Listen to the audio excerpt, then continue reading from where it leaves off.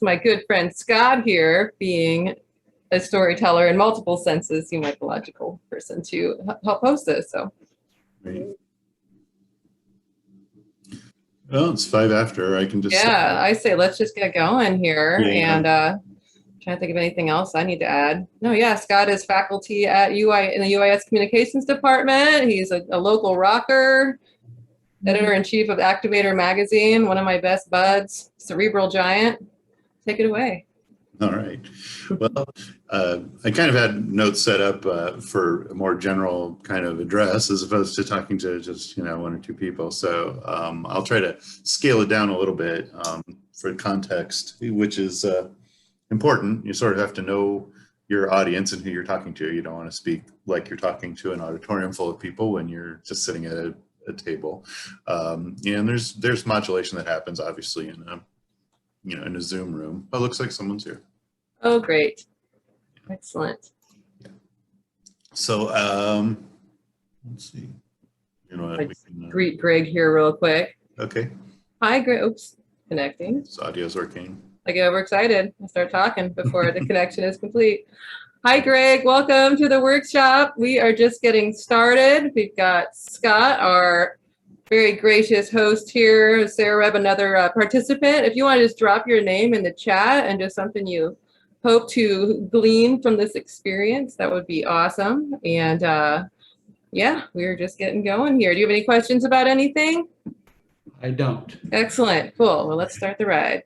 All right. Well, I guess, one thing that I've noticed in the public speaking courses and other communication classes that I've taught is there's even sort of a question about what really is a story. It's something you kind of take for granted as a thing, but what is it? Is it, just a list of chronological events? What sets a story apart, from just, well, this happened to me and then that happened to me, there's definitely sort of there's an abstract difference. It's hard to put your finger on, but when you've been told the story, and when someone is just kind of, making a list for you of things. So what gives it that life? What gives it that thing that makes people want to engage in it? And, the truth is that it's different for everybody. It's sort of about getting your personality, your passion, and your interests into the words that you use. So there's no one size fits all version of how to tell your story. It's just a matter of sort of being open, both to the people you're communicating to and to yourself. Boiling it down to the most important things and getting those across in the best way. Let's see. Well, if just to sort of make sure we're all in the same room here, let's just go around and have everybody just not necessarily, don't feel like you have to tell a polished story right off the bat, but just, introduce yourself, tell the room why you're here, who you are, what your story is, in just in the simplest way possible. So, if you want to go around and do that. So I don't know if you want to start. Sarah, you were here first, so go first if you want. Hello, so I'm Sarah Webb. I'm here because I am trying to grow my speaking and consulting services through storytelling as a form of marketing. I'm also an assistant professor at UIS in the Department of English. And I'm originally from Baton Rouge, Louisiana, and I've only been in Springfield for 3 years, but I've survived winter. So I'm still here. It hasn't frozen me out or anything like that. And the work that I do in terms of my research, but also in my speaking and consulting, revolves around the topic of colorism, which is basically the privileging of people with lighter skinned colors and the marginalization of people with darker skin tones. And that obviously has impacted me on a personal level. And so my story is very much the catalyst for me entering this space and doing this work in the first place. Thank you, Sarah. Greg. Good evening. I am a business person, have been for decades. Sold my last company in 2014 and thought I was stepping away, and find out now I'm not, and beginning to re-engage and get ready to buy a company. And so needed to and it's the company that's going to build off of stories as far as helping to sell the product. It's custom woodworking furniture. And so, you know, to convey the story of the wood, the story of the barn that we've reclaimed, of the various pieces we could generate, as well as, you know, the interesting tales of the people involved, and quickly, succinctly, with passion. So that's kind of why I'm here. I'm excited about it. I know storytelling is a key part of marketing today, and I need to learn. Great, thanks, Greg. Welcome to Roberta. You know, no pressure, but if you'd like to participate verbally, we're just kind of doing the opening remarks, explaining, you know, who we are and why we're here. So if you feel like it, you want to turn your mic on and let us know, you know, what brought you here today, that would be great. Well, I'm Roberta, and what brought me here mainly was curiosity. I had seen this in my Facebook feed, and I know Scott, I used to write for you. And so I'm just primarily dropping it out of curiosity to see what I could take away from this. All right. Okay, thanks, Roberta. All right, so so we can look at what we have, what we've just said, you know, and ask ourselves: do those constitute stories? You know, did you tell a story just now? And just kind of ask yourself. You don't have to answer, but you know, what would make the information that you gave, you know, into more of what you would call a narrative, as opposed to maybe just a, you know, just a verbalizing what would be on your resume or something. You know what I mean? It's like there is a difference, and it can be subtle, you know, but it's kind of the difference between getting people's attention and holding it, and you know, and not just kind of, maybe you can impress them with information, but you can't necessarily, you know, capture their imagination. And again, it can be kind of an abstract process, and it works differently for different people. Also, the same information might engage totally with someone and not with another person. So I wanted to take a look at, I'm going to share the screen for a second, the bio that was that was used to promote this event about me. And I wanted to just throw that up there, and you take a look at it, and we can then talk about that just as a model for what we're discussing here. So hold on, and I will do my best to make this screen share work.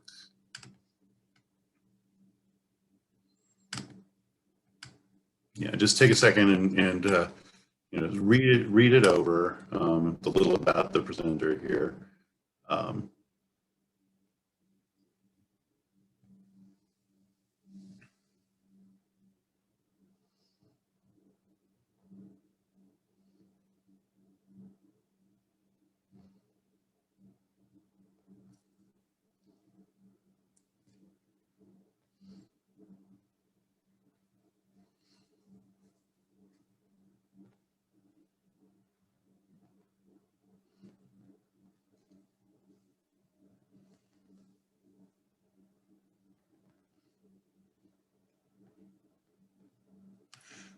Okay, so sort of just based on what we were talking about before, that paragraph, would you call that a story?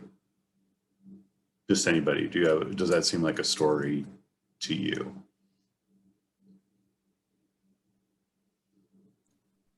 I think it seems like a story, but I mean, it's like not like a story in the sense that you'd read like a children's book or something like that, but it's more than just a list of, you know, like a simple list or history, and that there's just colorful language, and there's a like, this like development, just it's personal and lively. Okay. I want to keep reading Does it. anybody else? Okay, well, that's good. So it drags you, it keeps your attention. Does anybody else have any thoughts about that? About what just when you read that, does that scream story to you, or is it something else? I think honed well over the years. Words pulled out, words added in, but mostly created in me more curiosity. Wanted to learn more, wanted to hear more. Yes. Hear more. Okay, great. So maybe we can say that it might not be a story itself, like it doesn't have like the structure, like Trish pointed out, of once upon a time kind of thing, or a like the opening paragraphs of a novel or something like that, where you're like, but it does kind of, without being a story, it kind of, I think, tells a story.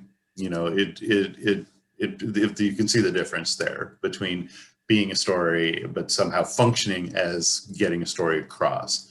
And sometimes that's all you need, is you don't necessarily need to have the story be, a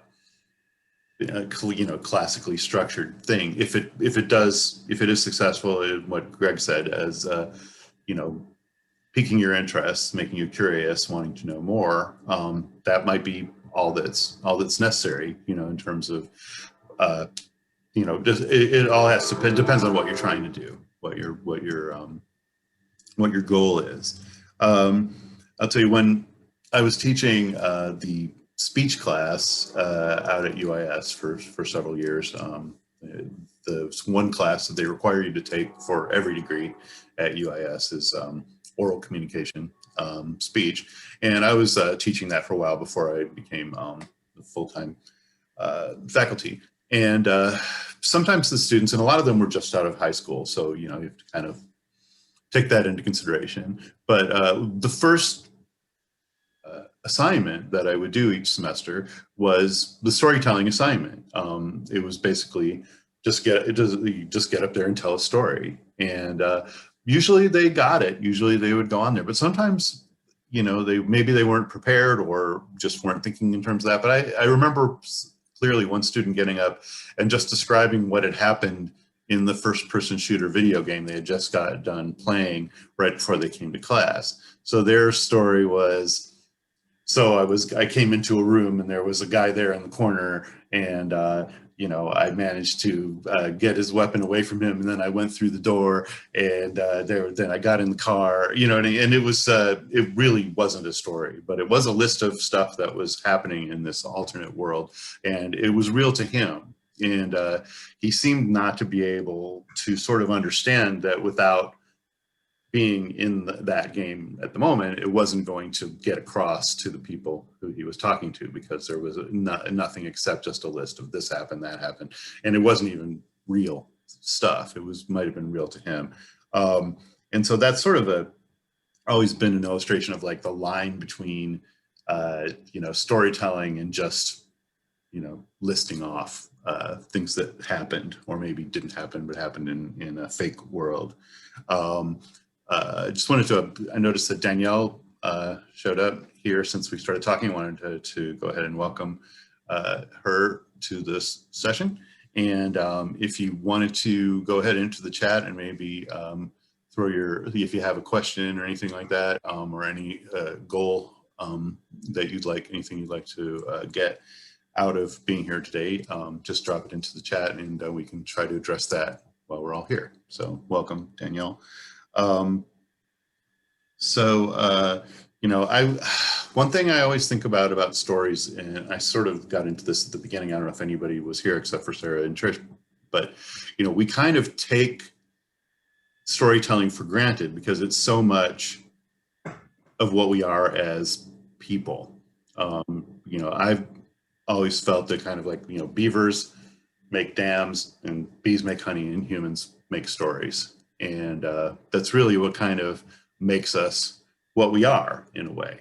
And when we are out in the world, we tell our stories, whether it's the story of our background, if it's a story of, you know, our heritage, if it's a story of how bad the service was at the coffee place, you know, it's like everything that we do kind of gets translated into a story, petty and profound, you know. And, you know, some people can get a lot of mileage out of, you know, just their drive to work, you know, catch your story about how they got cut off and really, you know, and somebody made them mad, or they saw a sign and it created a whole process in their head that made them come to some conclusion, and you're just completely enthralled, you know. And some people could be talking about their family's heritage coming all the way, you know, back to wherever and they just lose you. It's all much more important or profound or whatever, but it somehow doesn't have that spark that gets you interested. But what we do is, no matter what, the way we engage with each other is through this sort of putting our experiences and our thoughts, you know, and everything into words in a way that helps us connect with and sort of create a narrative with the people that we interact with. And when we're doing stuff in business, or we're giving a speech in a class or anything like that, or you know, whichever function it is, we're using this basic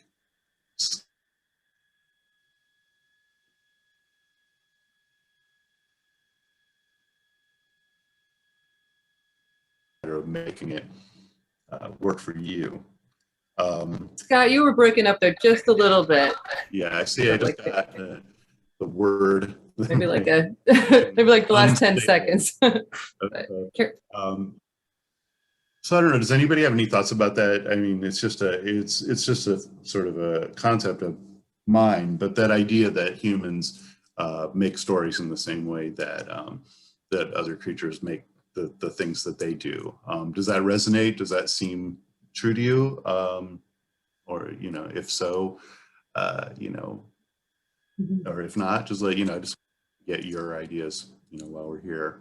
Well, I was gonna agree with it in the sense that it is something that like we produce, and it's just such a natural thing that we do to communicate with each other. Like that, you know, like dogs wag their tails, like you're saying, like bees make honey, and like, you know, like I think people, they feel compelled to like perform for each other when they see each other, which is like, can be a really enjoyable thing, but it can also be a huge source of anxiety, you know, like this expectation. And so being able to have your kind of casual on the street kind of interactions, but then, you know, also have that, you know, that maybe that passion or excitement to translate it into like your web page or your blog, or, you know, just like, how can I take this, you know, this thing that I can create verbally loudly in front of people and turn it into a kind of equally intriguing communication. So I agree with that too. I was actually talking to someone yesterday about the human compulsion to make sense of everything. And so like, we don't like randomness as humans. So we always ask, well, why did this happen to me, right? So we're basically, I guess, in a sense, searching for the story of everything that we observe and trying to bring cohesion to it. And Scott, I also was going to comment on your bio. I think the word that really, or the phrase that really stuck out to me was Scott began to shake things up, and that created, I guess, a motivation or like a reason for all of the list of things that came afterward. And so that really made it a story for me, is that I knew why you were doing all these things. Right. So shaking things up. So what is it? Let's just go with that, Sarah. What is it about that phrase that you think, you know, gives it that quality?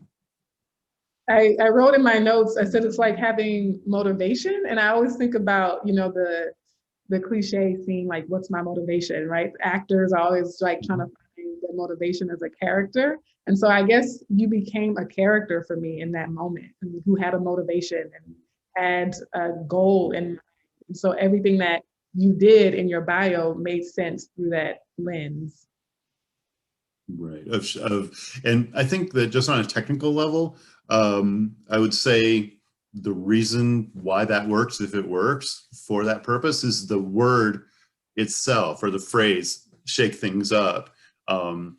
It actually has like a physical punchiness to it, you know, shake things up. It's just like three solid words that create a feeling of action, activity. And I think that the sounds and the rhythms of the words that you choose can sometimes be just as important as the thoughts behind them. So, you know, here's a little story. The story about my grandfather when he was a young man was that he always tried to intimidate people. Grandfather's kind of a jerk. He liked to intimidate people when he was younger. And what he would do was he would go to the thesaurus or the dictionary, and he would just find the word with the most syllables for whatever the common idea that was that he wanted to talk to. And he would memorize these really long words to kind of like get over on people and to dominate them. I'm not sure how well it worked. I wasn't there, but you know, I think that's a bad strategy. It's sort of a colorful story about it, you know, somebody acting like a jackass. But but what I would do is almost take that little story as a lesson and be like, if you're gonna say, I wanted to make a difference, like a generic phrase like that, I want to make a difference in my community. Try to think of some way to say that same thing in a way where the language is impactful enough to catch people's attention. So again, in the case of the bio, shake things up is one way to do that, because it really sometimes it's almost a matter of creating the equivalent of like a physical sensation in the person who you're speaking to or who's reading it. And so, you know, this using vocabulary isn't a matter of having the best words, but maybe the words that, you know, that jump right out at you and make you feel like something's happening, you know. And so, you know, based on your feedback, Sarah, that phrase had that effect. And I don't know if Greg said that you were curious about this character that was being talked about, and it might have to do with that energy of the word choices there. So sort of like if you have what you want to say, you write it out in just the words that come most naturally to you, and then maybe literally they call it in Hollywood punching it up. They bring in people to punch up scripts. You know, it's their whole job is to take a boring line of dialogue and make it pop, and just kind of do that yourself. You know, say like, what is a more exciting way to say this pretty simple idea, and to put across your own excitement about it, you know. And that's kind of, I think, a good sort of technical strategy when you're dealing with that kind of stuff, and any kind of writing really. But when you're trying to get people's attention quickly and kind of almost like a, you know, an elevator pitch kind of way, where you want to get people's attention quickly and have that impact, those sort of zing kind of words can really come in handy. And it's just a matter of kind of maybe finding the synonyms that have the feel that you're looking for, you know. So let's go around again, and you know, we talked a little about who we are and why we're here, but let's just go around the circle and say, what story do you want to tell? You know, not tell it right now, but what is the story you'd want to tell? If you were going to look at maybe think of it as the back jacket of the book as opposed to the book itself. So we can just go around and say, what is the story, the elevator pitch for the elevator pitch, basically. So yeah, if we want to go around, we can just start, whoever wants to jump in. What story do you want to tell? I'll start because I have a question. Okay. About whether or not the story, I have a lot of questions. So does the story have to be our story? Does it have to be a true story? And can it be a story about what we hope the outcome is, right? So I'm thinking about, in terms of diversity and inclusion work, Like, could I tell a story about what's possible for? Absolutely. Well, that's the question you kind of have to ask yourself. I mean, that's why it's that's kind of the challenge, but it's kind of the beauty of it too, is that it's different for everybody, and you know what you have a sense anyway of what your goal is. So the question is, what is the best way to get across? And if there's like a fable that you can tell, you know, or a family story, or you know, just an anecdote about what led you to that place, then that's the story that you use. There's really not a rule, you know. I've been to websites and I've seen bios of writers and business people before, where, you know, it's just the story of you know, my grandfather put me, you know, on his knee, told me about this thing that happened, you know, to him, and that led me to decide to do this, you know. But even if it's a story like, you know, if it comes naturally to you and you want to tell a story that's even like an animal story, you know, just like an Aesop fable type thing that you've come up with, or something that applies, you know, if you can make it work, you know, that's attention getting, you know, that's not the kind of thing you would normally see. And that in itself can get people excited and interested. So I would say there's no rule there. It's just a matter of your own judgment based on what your goals are. If that makes sense. So given that, just right off the top of your head, just for the moment, what story would you like to tell at this point? You know, just this second in time is the question, I guess. So I don't know. I think I'll try to tell the story of how and why I started blogging back in 2013. Mm-hmm. Okay, that's great. Roberta, do you have a story you'd like to just kind of work on right now that you'd like to tell if you could? Well, this has somewhat inspired me. I always just start out with talking about how I got into starting my own business, but I remember I commented on a post one time, and I think a good way to start off would be Roberta Cademo was born writing, and then lead into my background and my experience. But I think that would be a good attention getter. Yeah, great. Thanks, Roberta. So Greg, just at this moment, I mean, whether you're talking about, you know, something, your business or anything else, what story would you like to tell? The simple statement is one that begins to catch attention, Right. one that begins to engage people, begin to pull them into having a dialogue, want to learn more. Sure. I don't know if that is to talk about the business itself, if it's to talk about why is this old guy going into a new venture and launching, you know, and separately I have an incredible love and the beauty of wood and the opportunity of how it can really strengthen a life and bring vibrancy to an area in which it's placed. Right. Well, I mean, I think a compelling story might be, you know, what your relationship is to wood and what wood means to you, you know, to just as a way to start, you know, it might, again, one thing that people think when they do writing is that the first words that they write are going to be the first words that people read. A lot of times it'll end up 3 paragraphs down. Sometimes the first thing is just about clearing the hose out for the real water to come through later. You know, you just have to get it unclogged. So, you know, for the purposes of what we're doing here, you know, I would say whatever comes off the top of your head as the most exciting thing that you'd want to talk about. And if it was something you ended up using later, or even if it was just an exercise for now to, of course, clear the pipes, you know, that's good. Danielle, we haven't really had a chance to talk to you, but do you have a particular story you think you'd like to tell at this point? Yes, thank you.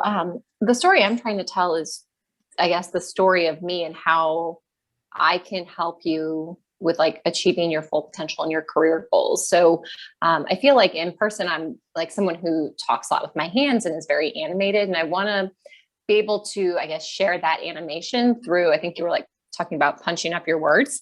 Mm-hmm. So in a way that comes through as exciting, like engaging, that I want to talk to you, that I'm here to support you. And I think that we could have a great partnership. while still sounding like professional and relatable. I think that's the concern I have, Yeah. that people would buy into me. Okay. Well, why don't we maybe take 5 minutes and everybody kind of just come up with just a short, just now, it can even just be a couple of sentences that would constitute just a start of the story that you want to tell. And then we can kind of share it with each other, give each other feedback, and go from there. So just take a couple minutes at 5:40. We can come back and then go around again. And I can start by sort of, when we come back, I can tell, the story of my business, how my magazine got off the ground, and then we can just all go around from there. So take about 5 minutes, come up with the story, and we'll reconvene.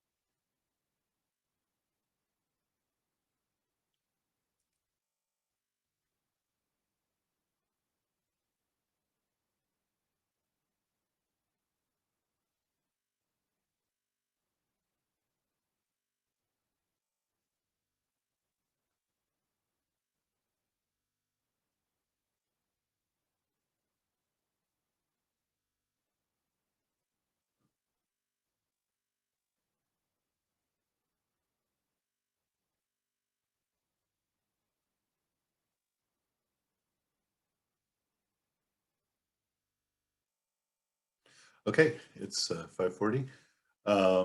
So we'll get started back up again. Just quickly, the story that I guess I can tell is that from being the staff writer at the Illinois Times, I became the founder of a local arts and music magazine called Activator. The way that came about was about 3 years ago. My coworker at the Illinois Times, who was a graphic designer, came to me and said, there's a lot of stories that are being told, that are being sort of pitched to our editor about music and arts in Springfield, and he rejects most of them. Maybe we should start our own magazine to take that overflow of stories that for some reason he doesn't want to use. And I said, no way. I've got too much on my plate, not interested. Sounds like a lot of work. And I didn't do it. And then he kept on bugging me. He was very excited about this concept. And I realized that I'd had a similar idea like a year or two beforehand when I was thinking about branching out. And so I pulled my old folder of ideas that I kind of packed away just because of my coworker's persistence. I gave it to him, and we started brainstorming and came up with a magazine that has somehow managed to be financially solvent and artistically relevant, for a good 3 years now. So, that's been exciting. And it's really just because the more credit to my coworker who had the original idea. But if he hadn't done that, he knew that I was the one who had the content, and the ideas for how to make it go. He just knew it should happen. So it was a true partnership, and it was just his persistence that got me on board, and I'm glad he did. So who wants to go next with their story? I can just call on people like I'm a headmaster. Oh, I'll go. Go ahead, Roberta. Roberta Cademo was born writing. She still remembers the very first line of dialogue she ever wrote. Let's join Mrs. Jones in the delivery room as she's about ready to give birth. After spending more years running away from her dream than she can count, she took the plunge in 2012 and opened Cademo Writing Services. In 2019, she came to a crossroads in her career and was deciding whether to continue as a writer for hire or as a real writer. After joining the real world work environment for a year, she came to the conclusion that she hated working for somebody else and is now happily recreating her dream and relaunching her business. All right, thanks, Roberta. Does anybody have any feedback for Roberta? Hi, Roberta. I like the, tension that you create by running away from your dream at first. I thought that was a good point to add. Thank you. Anybody else have any thoughts for Roberta? I was just going to add that, the fact that you're, is that third person to say, you're reading it, it's like it's about somebody else. So there's this removal. So that it's indeed very story-like, and you can kind of, you're expecting it to turn around and you'd be like, and that person is me. So it builds that kind of, that kind of momentum too. I know, I'm so used to whenever I do bios and that and talking in third person. I'm a professional storyteller and writer, so yeah. I'm used to third person. Right. No, and it makes sense. That's how it would be presented, on your website or any pitch that you sent out. So yeah, it's the proper form for sure for the story. If you're ready to go there already, and obviously you are. It's great. Anybody else have any thoughts about Roberta's before we move on? I like the pull of the story. I'm in, I'm out, I'm left, I'm right. I'm turning around backwards. I'm still coming to it again. Just a weaving of story of life. Right. And the frankness, the passion of I hated working for somebody else, and that's the that's the real motivator. It's like, what is it? Sometimes a negative can become the ultimate positive. If you don't want to do something and it doesn't work for you, then that's the real thing to get you going where you do want to go. All right, thanks, Roberta. Who wants to tell their story next? I'm fine to go. Mine's Go ahead. more stream of consciousness. Mhm. This first 5 minutes issue that I think that you talked about. Sure. So you can talk with your hands, Danielle. My love of wood, I think, really kind of goes back and starts with my name, Harwood. It's always just kind of been intriguing. I've had a connection to it. And then it builds really kind of from there as to the weaving of the story like Roberta did, and touching wood and being near wood and going away from wood and coming back to it. In high school, I became fascinated with woodshop. It was just a concept I never thought we'd ever have, fun stuff to do in high school, and was taught by Mr. Wooderchuck, again, kind of a little play. And I built a chess table. I built an entertainment center.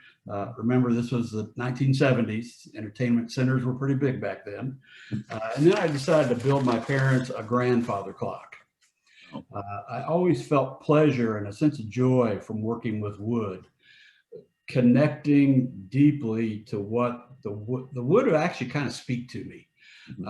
And I could find solace there. I could actually have a conversation. I could come up with ideas of what to do with it and how to relate. And it just gave me a sense of now, a sense of flow, and my 5 minutes is up. Okay, great. That's great. Anybody have any feedback for Greg? I love just the emphasis on the connection you have. There's that emotional, like it's just something beyond your control. And I think that that's something a lot of people have, like these heirlooms, these wooden heirlooms in their, in their homes and their families that they've known, since they're like a family member, and just like to the nature of wood. It just, it's the primal, the primalness of it too. Yeah. I like the connection you made between wood and your name.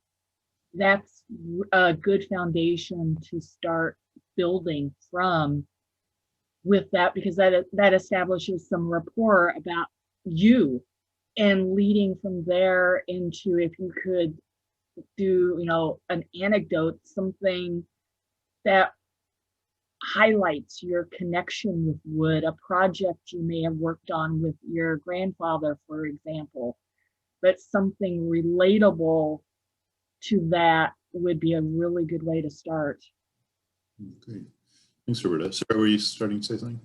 Yeah, Greg, I have to say, I think your oral storytelling skills are really good. So if you have the opportunity to speak your story ever, I think you would benefit from that. And I think even the way you interjected the aside about the 70s, like I immediately chuckled. And so I think that the delivery of the story worked well, as well as the pieces of the story.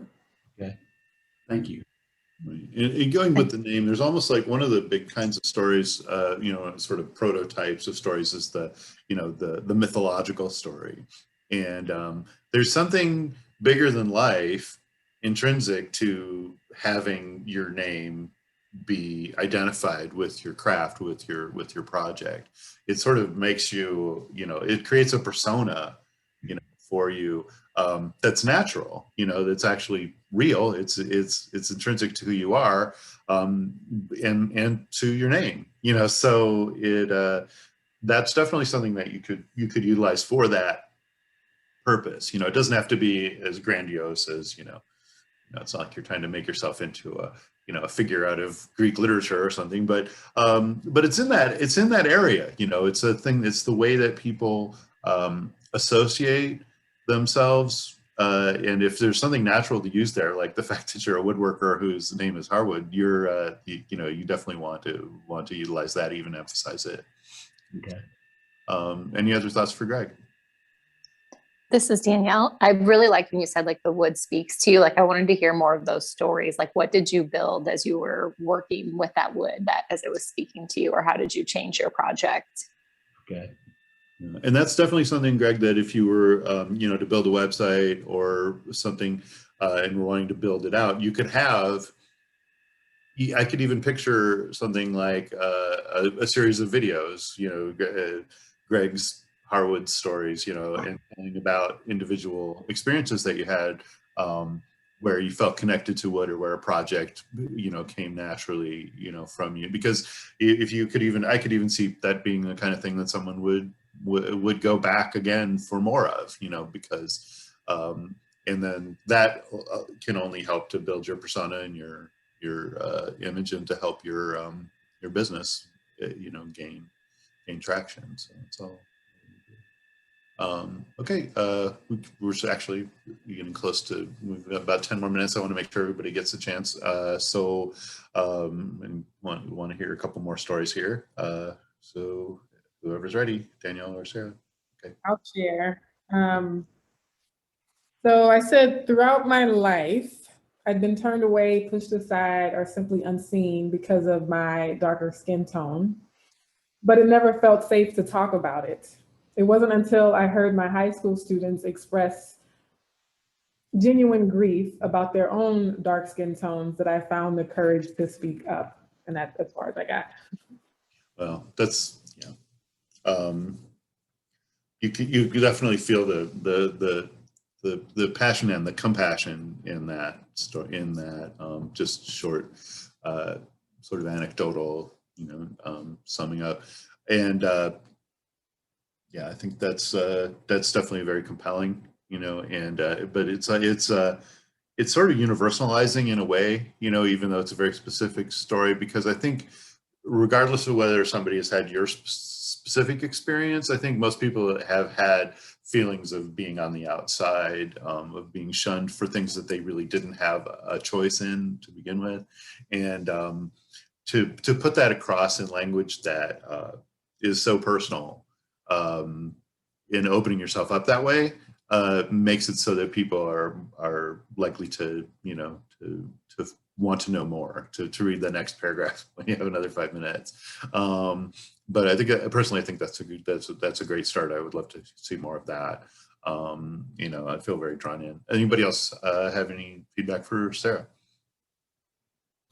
Yeah, I was just going to say that it instantly appeals to just your sense of like altruism and responsibility as a teacher or a parent, because it's, just, by yourself, it's so easy to just bury feelings, or like, and just try to like, just keep going. But then like when you have somebody else in your life, whether it's students or, your child, like the best possible outcome is that it energizes you, to join forces with them. Thanks, Trish.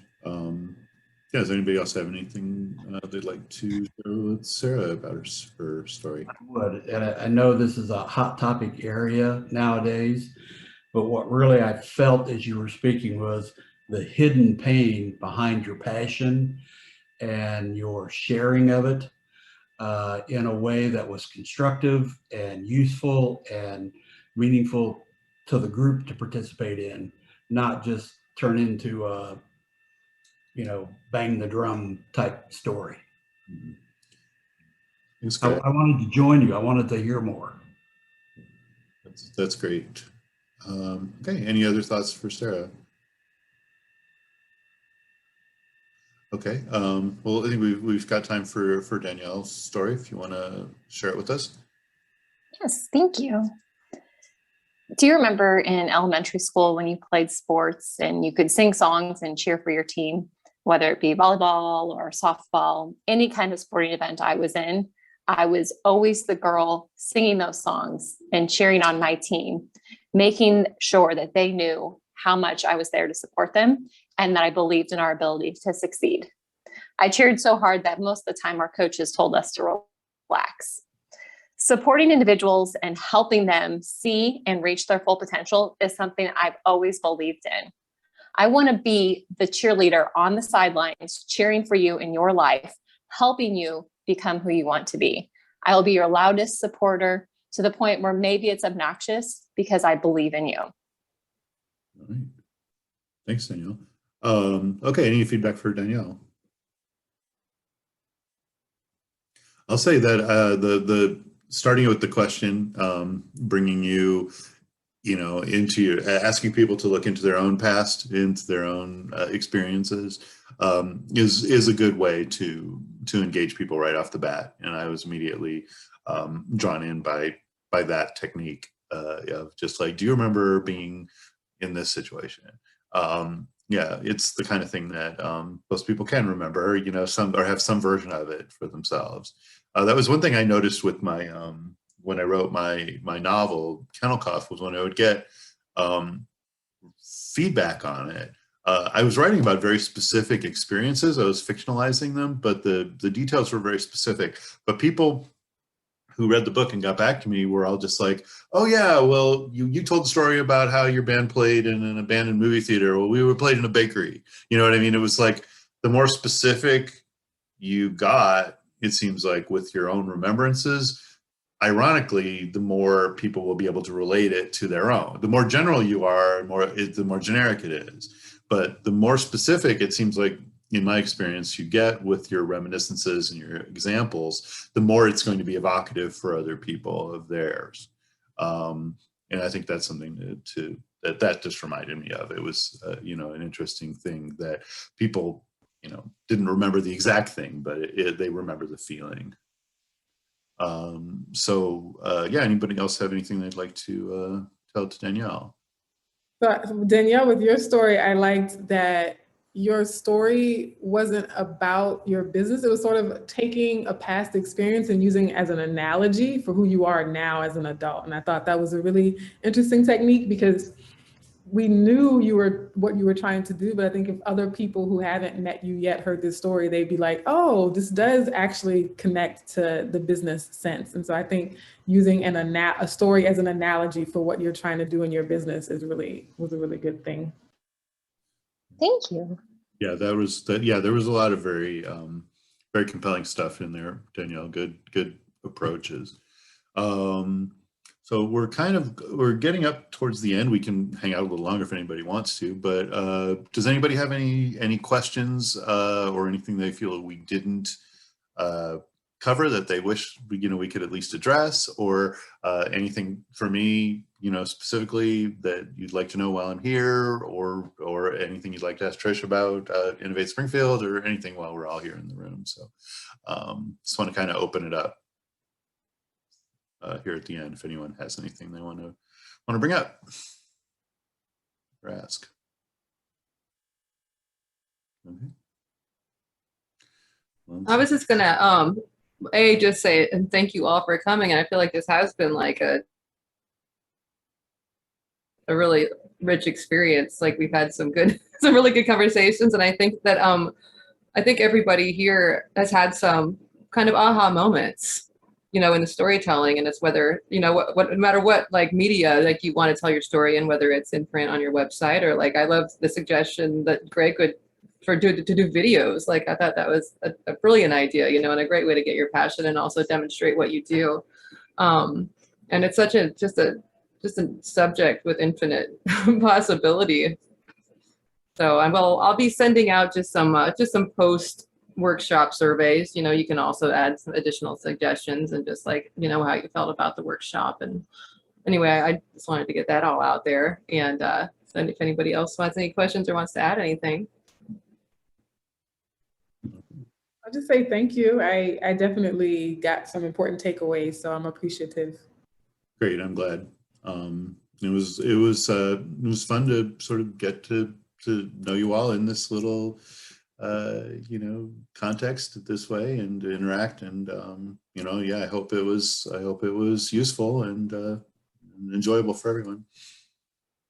All right. Excellent. Yeah, thanks again for hanging out with us at the end of your, at your long days. Right. And enjoy the rest of your evenings. All right. Thanks a lot. All right. Yeah, take care, everybody. Thank Thank you.